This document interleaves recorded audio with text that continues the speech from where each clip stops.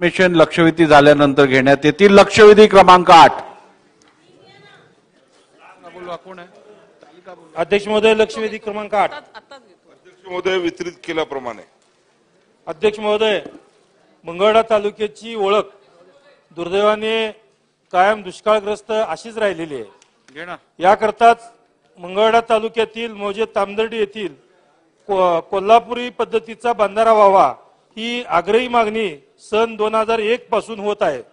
सद्यस्थितीत तालुक्यामध्ये भीमा नदीवर सध्या अस्तित्वात असलेल्या माचनूर व कोल्हापूर पद्धतीचा बंधारा वडापूर या दोन्ही बंधाऱ्यामधील अंतर जवळपास 20 किलोमीटरचं अंतर आहे।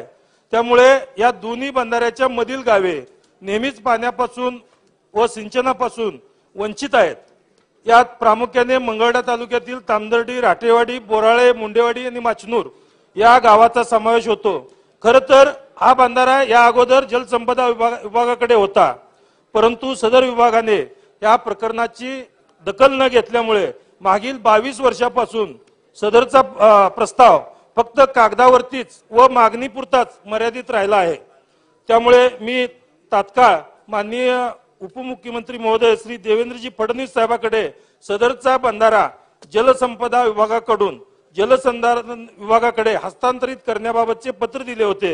म्हणून मी फडणवीस साहेबांचे मनापासून आभार मानतो की त्यांनी मी केलेली विनंती त्वरित मान्य करून सदरचा बंधारा जलसंधारण विभागाकडे हस्तांतरित करण्यास जुलै 2023 ला परवानगी दिली। सदर परवानगी दिल्यानंतर याबाबत सर्वेक्षण करून अंदाजपत्र तयार होऊन 4 महिने उलटून देखील अद्याप यास निधी प्राप्त झालेला नाही।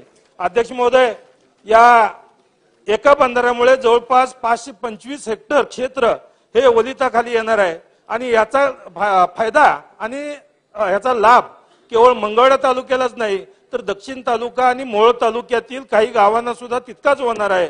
म्हणून अध्यक्ष महाराज, माझ्या व या तालुक्यातील माणसाने अजून किती दिवस दुष्काळाशी झगडत बसायचं? प्रशासनाने म्हणजेच जलसंधारण महामंडळाने शक्य असताना देखील सदर प्रस्तावास निधी उपलब्ध करून देण्याबाबत जी दिरंगाई केली आहे याला जबाबदार अध्यक्ष महोदय कोण आहे?